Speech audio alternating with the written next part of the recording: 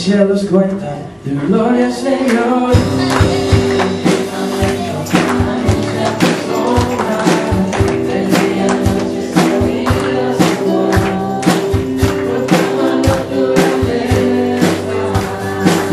Los cielos cuentan de gloria, Señor.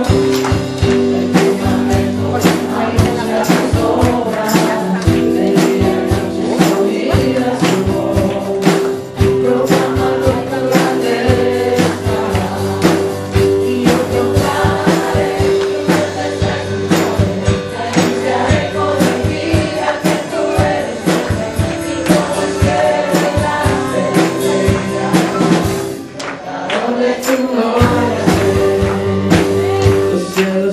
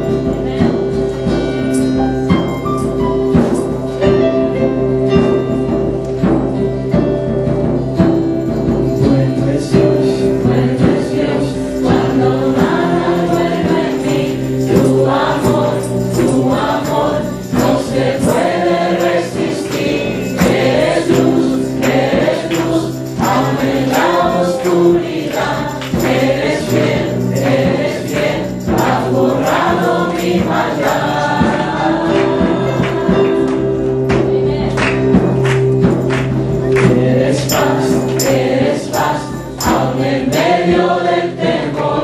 La verdad, cuando ando en confusión. La razón de mi gozo está en Jesús. Él venció a la muerte en la cruz.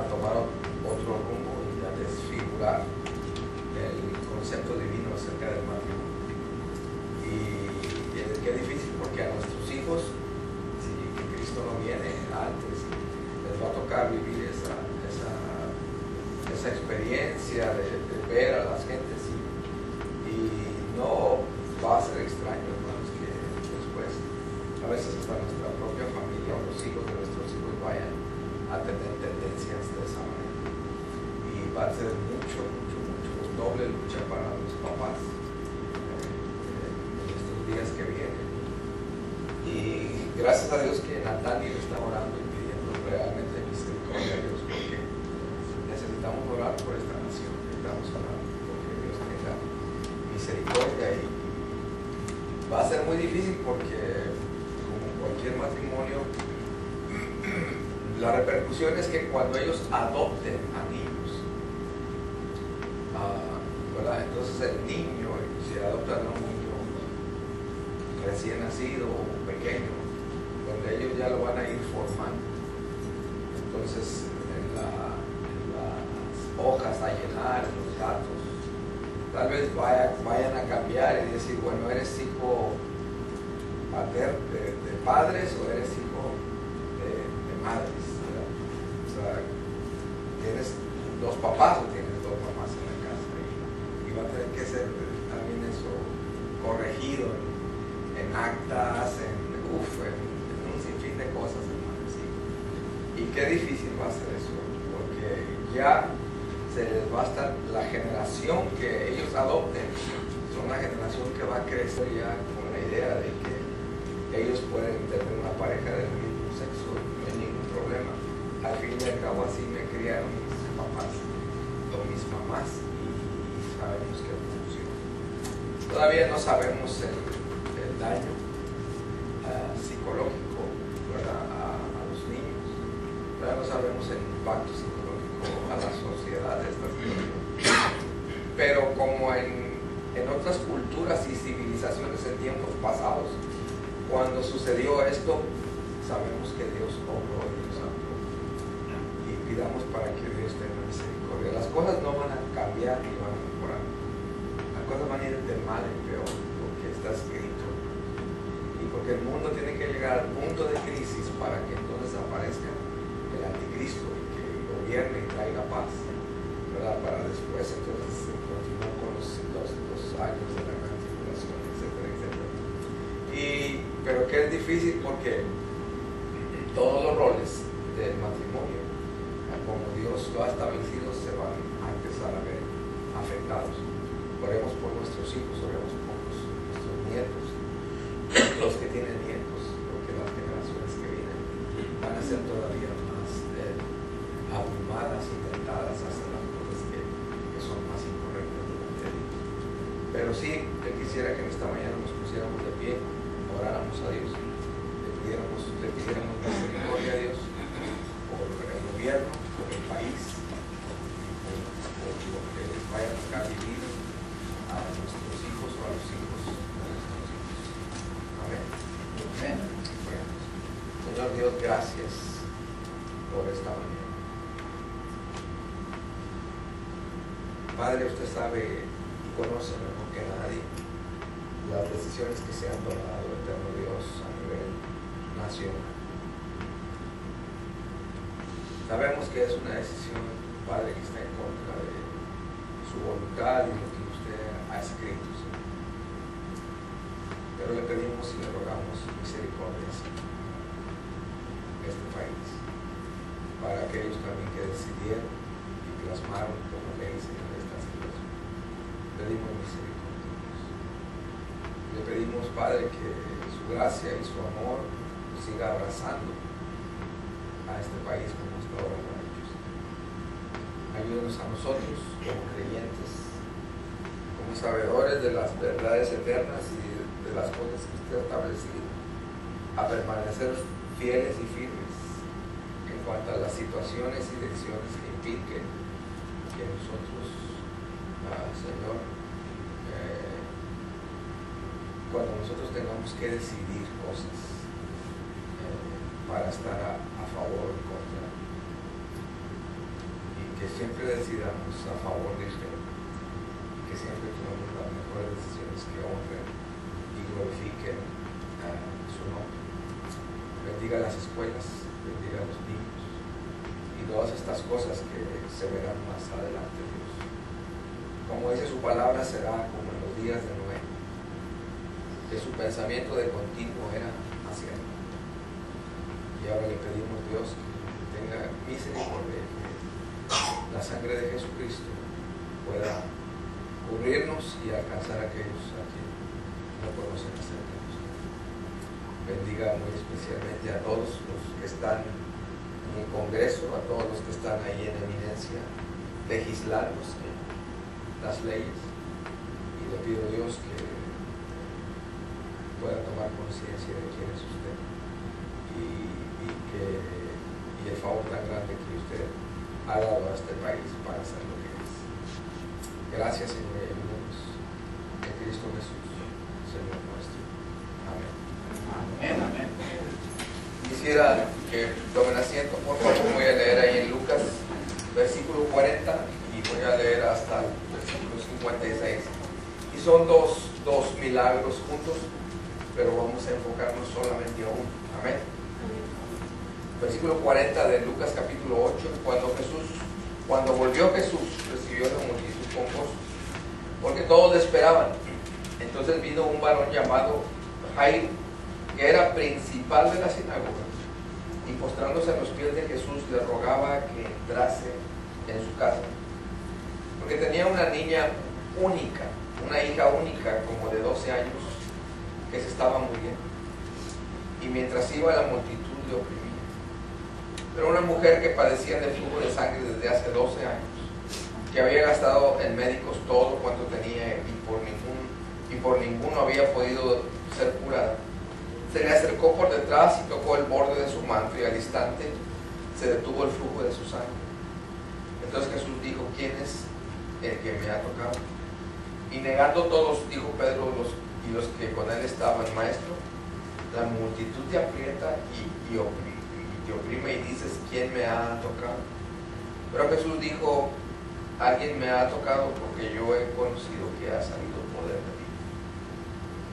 Entonces, cuando la mujer vio que no había quedado oculta, vino temblando y postrándose a sus pies, le declaró delante de todo el pueblo por qué causa le había tocado y cómo al instante había sido sanada.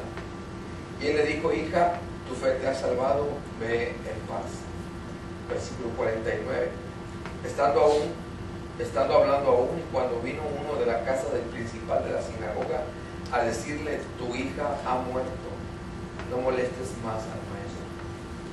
Oyéndolo, Jesús le respondió: no temas, cree solamente y serás salvo. Entrando en la casa, no dejó entrar a nadie consigo, sino a Pedro, a Jacobo, a Juan y al padre y a la madre de la niña. Y lloraban todos y hacían lamentación por ella, pero Jesús les dijo: no lloréis, no está muerta, sino que duerme. Y se burlaban de él sabiendo que estaba muerto. Mas él, tomándola de la mano, clamó diciendo: muchacha, levántate.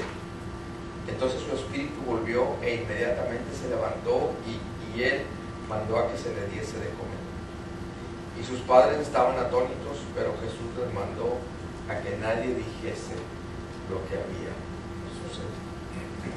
Vamos a ver en esta mañana, hermanos, la historia de la hija de Jairo, o la historia de Jairo. Vaya conmigo al versículo 40 una vez más. Cuando Jesús volvía de la región de Gadara.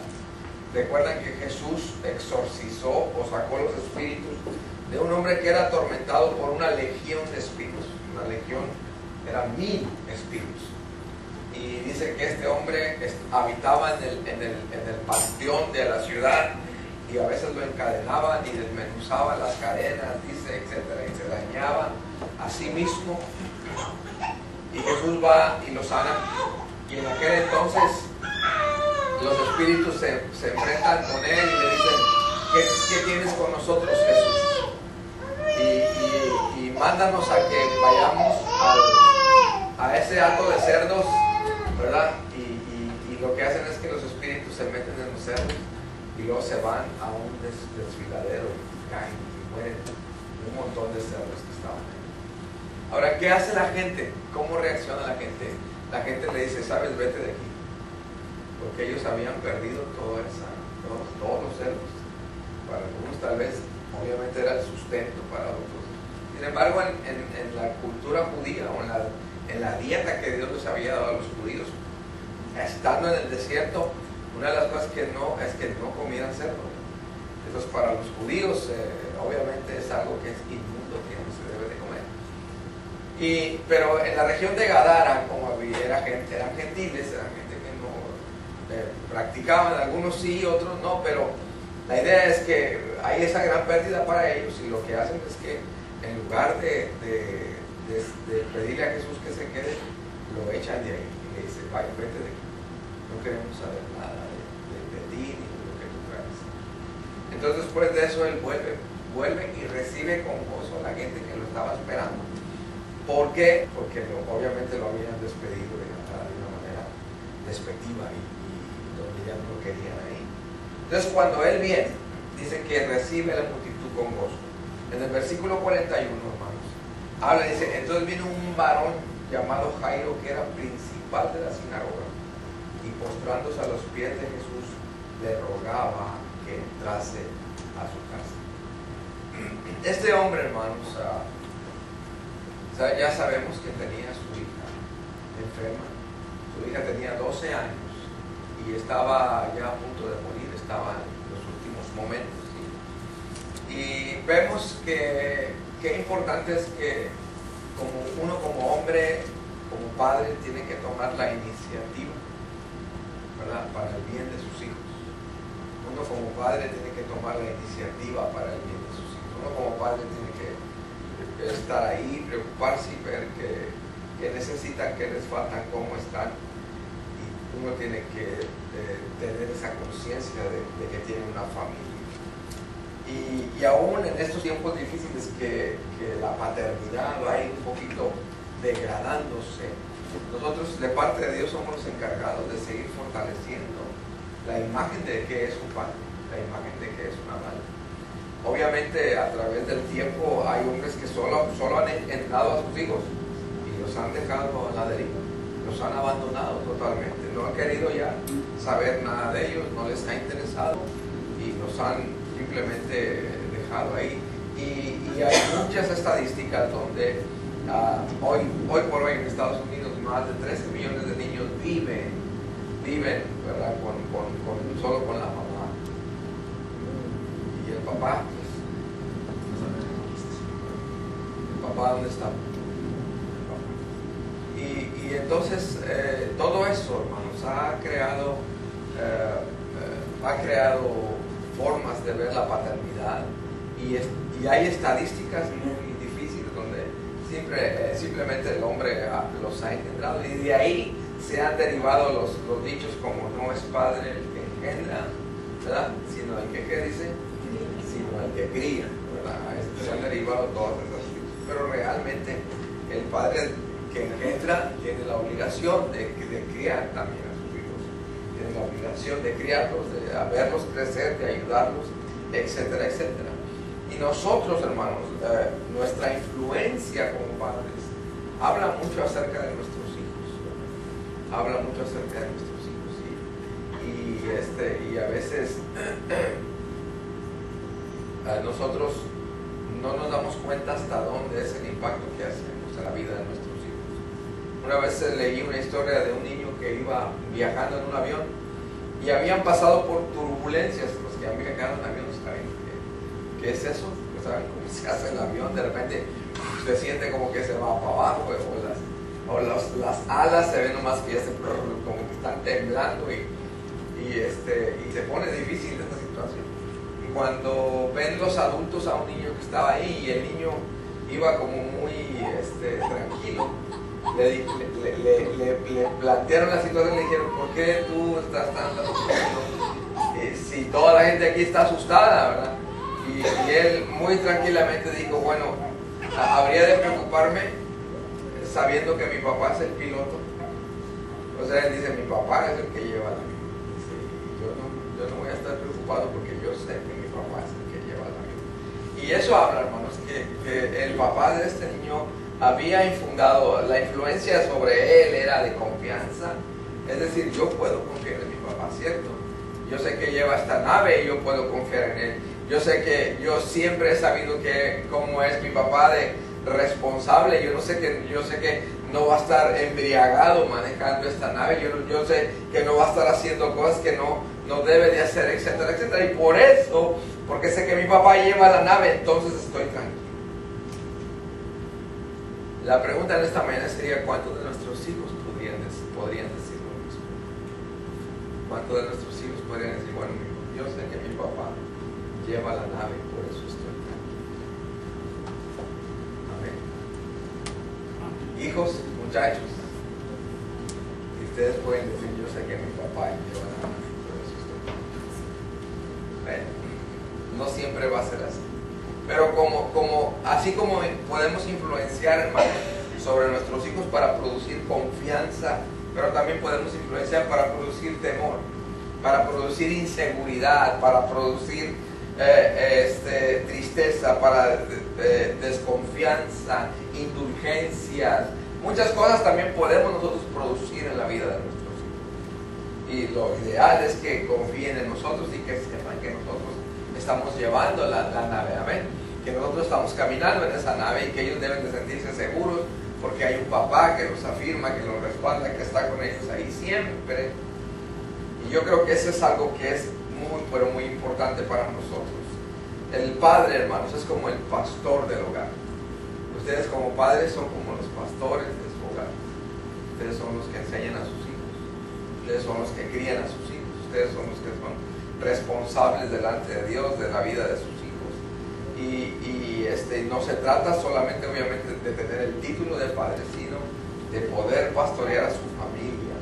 Ustedes son como los sacerdotes de la casa, nosotros somos como los que ministran la casa, y Dios nos ha concedido la paternidad para influenciar a nuestros hijos de una manera especial. La mala noticia es que no siempre lo hemos hecho bien, ¿cierto?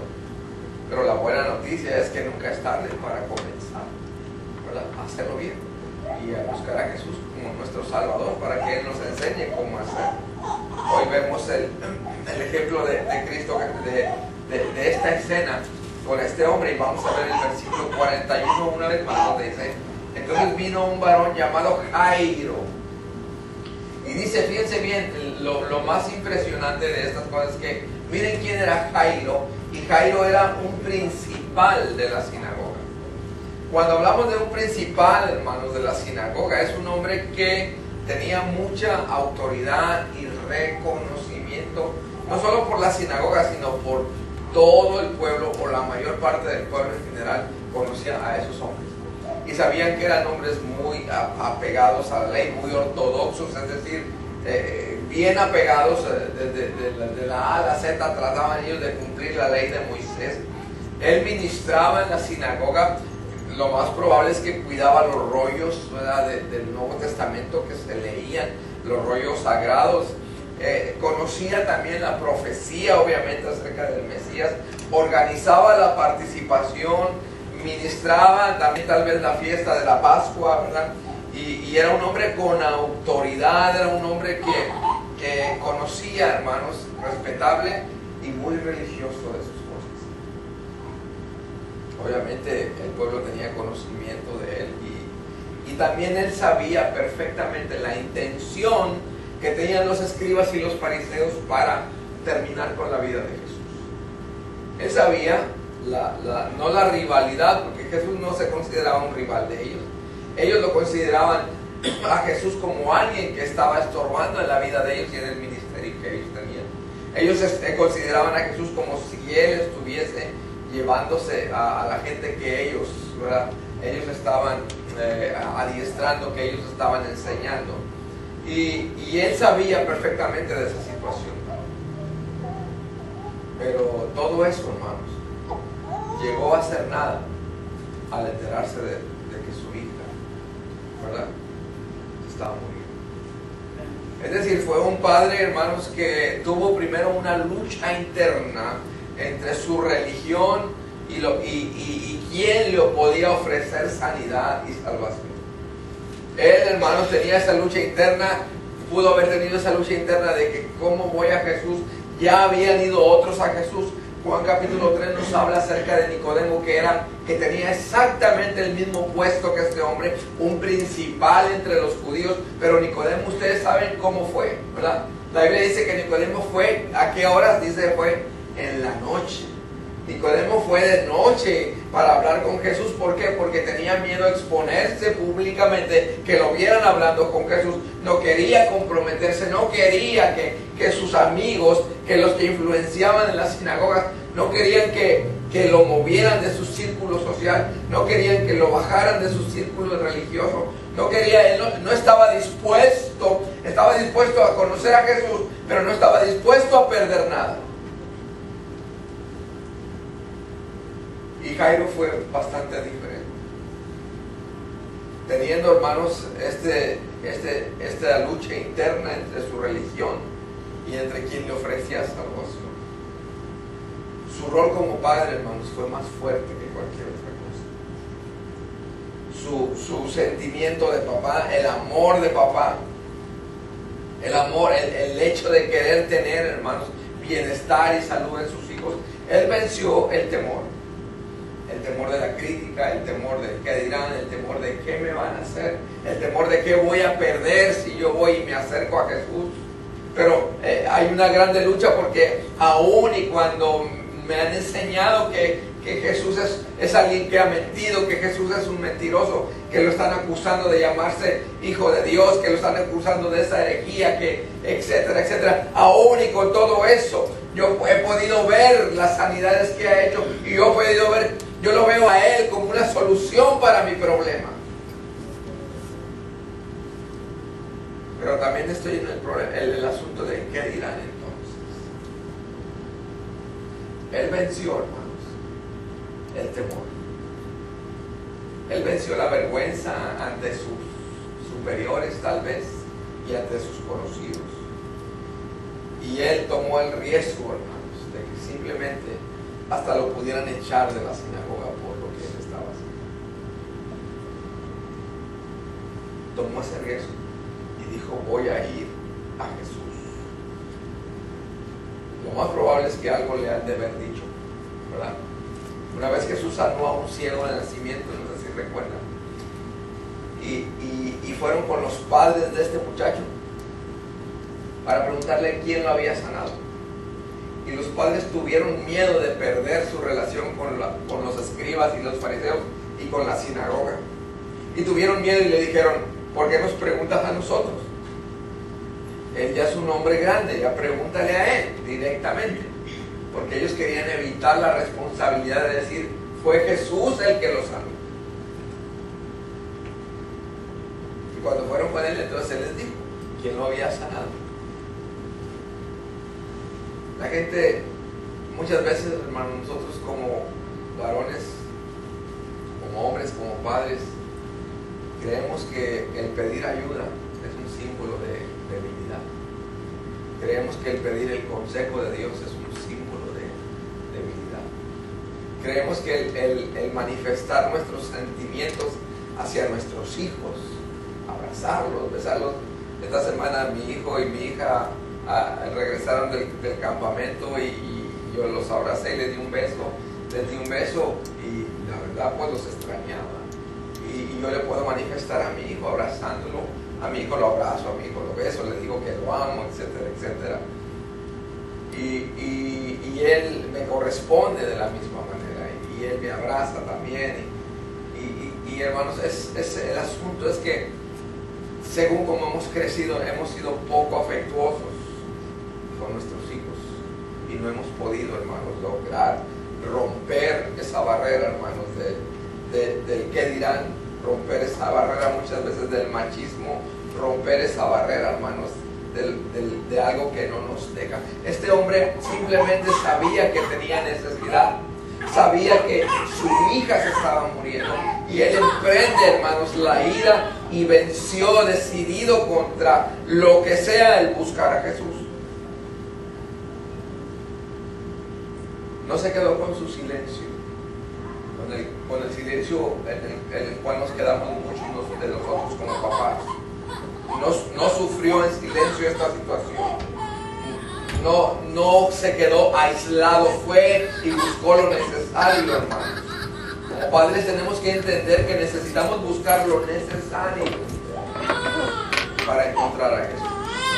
Tenemos que encontrarlo, buscar, hacer lo necesario. Este hombre reconoció definitivamente que no podía más. Reconoció que no tenía más recursos, reconoció que la situación se le escapaba de sus manos, reconoció, no puedo hacer ya nada más, solo tengo un camino y lo único que he visto es a ese Jesús quien ha sanado a la gente y es lo único que me queda. Y fue capaz de humillarse, fue capaz de ser humilde y de reconocer, hermanos, el señorío de Cristo. ¿Cuántas veces estamos en situaciones difíciles con nuestros hijos y no hemos sido capaces de buscar su rostro, el rostro de Dios, y decirle, Señor, ayúdame, ayúdame, como Padre, ayúdame a poner el frente en la vida de mi hijo y decirle acerca de ti, decirle que yo lo estoy poniendo en tus manos, decirle que yo le estoy pidiendo a ti que tú lo bendigas. Este hombre pidió ayuda y buscó lo necesario, hermanos, para la sanidad de su hijo. Buscó a Jesucristo. Me sorprende que no haya enviado a su esposa. ¿Se fija? Me sorprende que no haya enviado a su esposa. Porque nosotros tenemos la costumbre de ver tu hija. ¿Hello? Tú ya sabes que yo ando trabajando todo el tiempo. Ve tú y pide. Ve tú y busca. Ve tú y llévalo. Ve tú, ¿verdad? Este no era mexicano definitivamente. Me sorprendió que no mandara a la mujer por delante. Él tomó su responsabilidad como padre. Y él dijo, Él no esperó ni tomó la opinión, dijo, esta es mi responsabilidad. Yo tomo a mi hija y yo la llevo. O yo voy y intercedo por mi hija, yo voy y pido por mi hija, yo voy y hablo por mi hija. No mandó a nadie. A veces es muy cómodo para nosotros, hermanos, que finalmente la mamá termine haciendo las cosas que nos tocan a nosotros. Pero a veces también la mujer tiene cierta culpa porque permite y da oportunidad a que el hombre finalmente no haga nada. Y no somos solo nosotros, sino muchas veces. Otro es que si la mamá es totalmente controladora, va a controlar a toda la casa, junto con el papá. ¿Verdad? Y a veces eso es difícil. Entonces, cuando el papá va a ser papá, de por sí no quiere tomar esa responsabilidad. Y lo que hace Jairo entonces, hermanos, es que no envía a su esposa a buscar ayuda. Tampoco envió a otro familiar. Tampoco fue y dijo, a un tío, a un sobrino, a quien sea, ven y dile a Jesús que mi hija está enferma. Él fue personalmente a entrevistarse porque sabía que esa era su responsabilidad. ¿Cuántas responsabilidades, hermanos, Dios tiene en nosotros y espera de nosotros con nuestros hijos? Y finalmente la mujer es la que termina haciendo las cosas. ¿A cuántos de ustedes los conocen los maestros de sus hijos? De los padres, de los varones.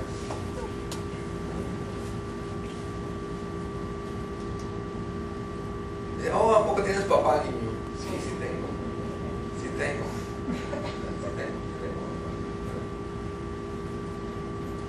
Es que nomás conozco a tu mamá. Y al papá nunca lo conocen ni en la middle school, ni en la high school, y ya, pues, ya de ahí para arriba. Jairo, hermanos, tomó la parte, tenía un problema con su hija y él sabía que era importante la actitud de él. Versículo 41, entonces vino un varón llamado Jairo, que era principal de la sinagoga, y la palabra que sigue ahí es importante. Lea conmigo la palabra que sigue ahí. ¿Y qué dice, hermanos? Y postrándose Jairo, hermanos, tenía una actitud humilde delante de Jesucristo, y esa es una palabra bien difícil para los hombres. Postrándose, humillándose, sabiendo que no tenía capacidad para resolver la situación. Era un tiempo importante y él se postró delante de Dios. Y qué importante, hermano, no solo por el hecho de darle el reconocimiento a Jesús, sino también por quién era Jairo, hermanos. Era el principal de la sinagoga, era un hombre que era de un estatus alto religiosa, social y religiosamente, hermanos, y verlo ahí arrodillado ante Jesús, para mucha gente era algo muy serio. Para mucha gente era, este Jairo no está dispuesto ya a perder todo lo que tiene. Algunos pudieron haber pensado, de todas maneras su hija se va a morir, y yo no sé para qué hace, para qué arriesga todo lo que tiene. Jairo nunca se avergonzó de su paternidad. Y hermanos, siempre pensó que era importante ir a Jesús. No solo eso, le rogaba, sígame conmigo la lectura, y se postró a los pies de Jesús y le rogaba que entrase en su casa. Arrodillado, ¿verdad? Lo más probable es que se agarró de su túnica y de sus pies y le decía, por favor, con lágrimas en sus ojos, decía, por favor, ve a mi casa, porque mi hija está muriendo, por favor. Tremenda escena. No solo eso, cuando pasa eso, entonces Jesús dice, alguien me tocó, ¿verdad? Y era la mujer que lo había tocado, que tenía flujo de sangre por 12 años. Entonces Jesús atiende, deja a Jairo de un lado, se detiene la entrevista con Jairo y ahora atiende a esta mujer. Y luego Jairo, pues imagínense ustedes ahora, ok, espérame, porque alguien me tocó, y luego viene la mujer, aparece dentro de la multitud, yo te toqué, maestro, y se pone a tus pies y empieza a llorar, dice, porque cuando yo te toqué salió poder de ti, dice, yo sentí cómo fui sanada, etcétera, etcétera, he gastado todo mi dinero en doctores y nadie, no he podido sanar. Y Jairo esperando, hermano. Hey, es de vida o muerte, mi hija se me está muriendo.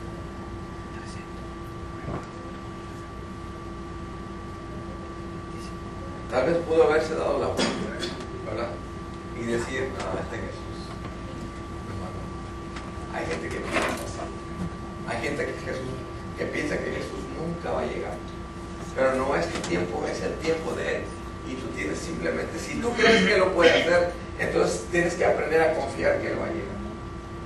No es solo aprender que Él puede hacerlo, sino a confiar que Él llegará en su tiempo y en su momento. Jairo esperaba al lado de Jesús. Y en lo que decía, yo necesito que le des trámite a esto rápido, porque yo todavía tengo a mi hija que se está muriendo. Vamos hasta el versículo 48. Las últimas palabras que habló con la mujer, le dijo, y él le dijo, hija, tu fe te ha salvado, ve en paz. Y despide a la mujer del flujo de sangre. No sabemos cuánto tiempo pasó en todo esto. Y dice el versículo 49, estaba hablando aún cuando vino uno de la casa del principal de la sinagoga a decirle, tu hija ha muerto, no molestes más al maestro.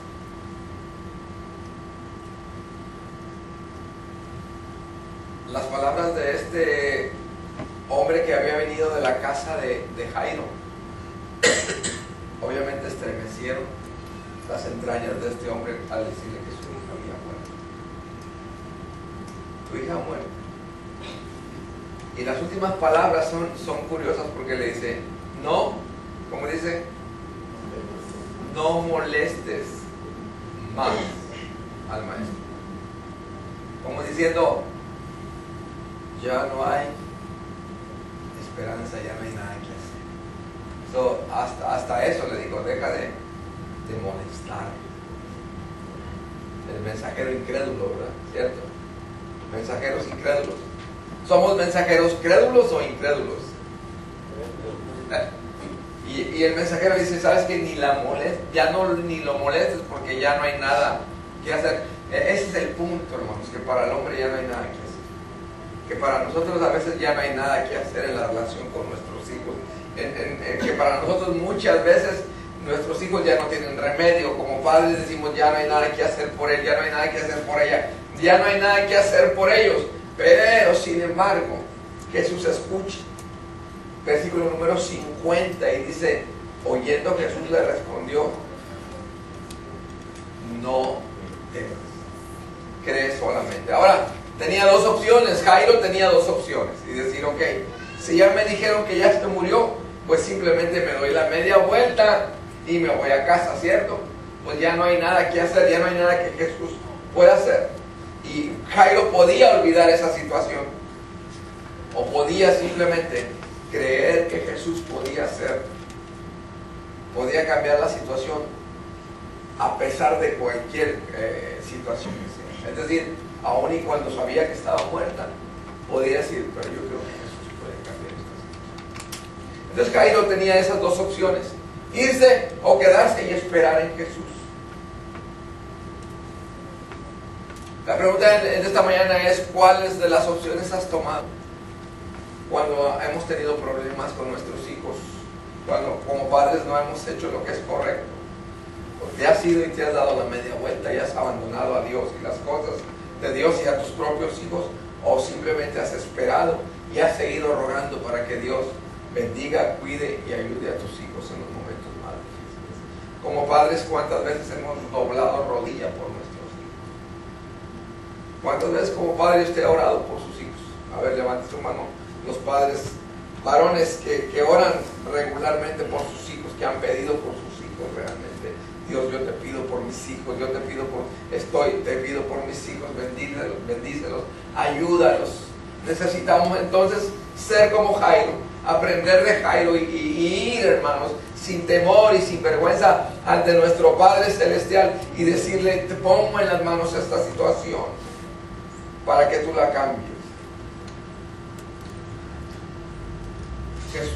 Jairo creyó, hermanos.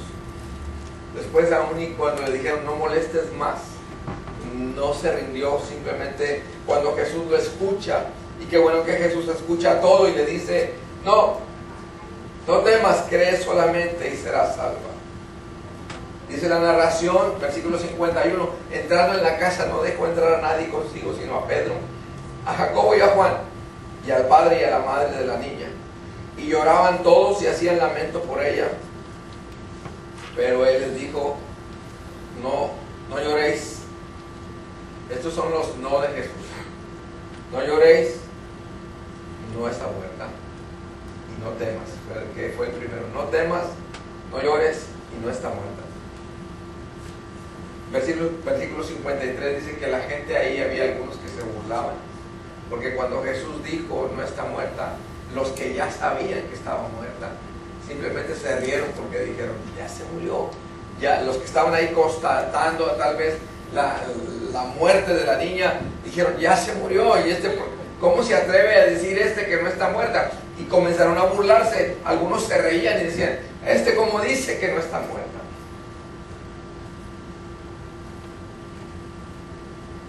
Pero esto confirmaba aún más, hermanos, el poder de Jesús sobre la muerte. Versículo 54. Mas él tomándola de la mano, clamó diciendo, muchacha, levántate. Entonces su espíritu volvió e inmediatamente se levantó y le mandó a que se le diese de comer. Y sus padres estaban atónitos, pero Jesús les mandó a que a nadie dijese lo que había sucedido. Qué situación tan difícil, hermanos, para Jairo. Qué situación tan irremediable para Jairo. Pero me gusta que él nunca desistió. ¿Me explico?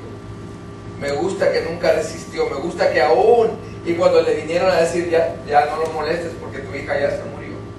Me gusta porque siempre estuvo dispuesto a seguir adelante. Aún y cuando Jesús lo estaba atendiendo él y luego volteó a atender a la mujer del flujo de sangre, él esperó ahí diciendo, estoy esperándose. Estoy esperando a que tú resuelvas. Estoy aquí para esperar a que tú resuelvas. Estoy con el tesón de esperar. Estoy con la insistencia de esperar a que tú resuelvas. Y finalmente, hermanos, su fe le ayudó a resolver la situación. Cuando le dijeron, ella está muerta, y Jesús contestó otra cosa, digo, no está muerta. Si crees, la cosa ella va a ser salva. ¿Crees? Y después sucedió todo. Imagínense ustedes qué sintió Jairo en ese cuarto cuando ve que su hija es levantada y dijo, tráiganle algo de comer, y le trajeron algo de comer, y la niña comenzó a ingerir alimento en ese momento. ¿Qué sintió Jairo en ese momento? Sintió que toda su humillación valió la pena. Sintió que todo lo que él pudo haber dejado no era más importante que su propia hija o su propio hijo. Sintió, hermanos, que él esperó en Jesús y Jesús hizo la obra que él tenía que hacer. Sintió, hermanos, que aún y cuando era adversa la situación y cuando alguien de su propia casa le dijo, ya no hay esperanza, ya ni siquiera molestes. Sin embargo, él insistió e insistió. Él rogaba que Jesús fuera a su casa. Insistía que Jesús fuera a su casa. Yo creo, yo les invito a que ustedes sean padres que lleven a Jesús a su casa. Y que de veras pongan a sus hijos en las manos de Dios. Este padre nunca se dio por vencido. Siempre pensó que Jesús podía hacer el cambio en la vida de él y en la vida de su familia. No te des por vencido, hermano. Dios sigue siendo Dios. Jesús es el mismo ayer, hoy y siempre. Y Él puede seguir haciendo el cambio en los tuyos. Pero como varón de Dios tienes que insistir. Tienes que orar. Tienes que confiar. Tienes que hacer la parte que te corresponde. Y con toda humildad decir, Señor, hay cosas que yo no puedo hacer. Porque yo como padre estoy responsable de influenciar a mis hijos. De veras tu hijo está en paz porque sabe que tú vas en control de las cosas. Como padre. Lo más importante es que usted conozca a Jesús como su Salvador, para que tenga esa relación de saber cómo obrar, cómo hacer y cómo actuar. Y el Señor Jesús está ahí para ayudarte en absolutamente todo. Pero resta que tú le entregues tu vida y tu corazón. Y hermanos, no hay cosa que Dios no pueda resolver con nuestros hijos. A largo plazo, a corto plazo, yo no sé. Pero tenemos que aprender a ser hombres, a llevar a nuestros hijos delante de Dios, de corazón. Tenemos que aprender de Jairo, que él tomó su responsabilidad. Él tomó la parte que le correspondía. Él no mandó a su esposa a hacer cosas. Él personalmente sabía que necesitaba atender esta situación.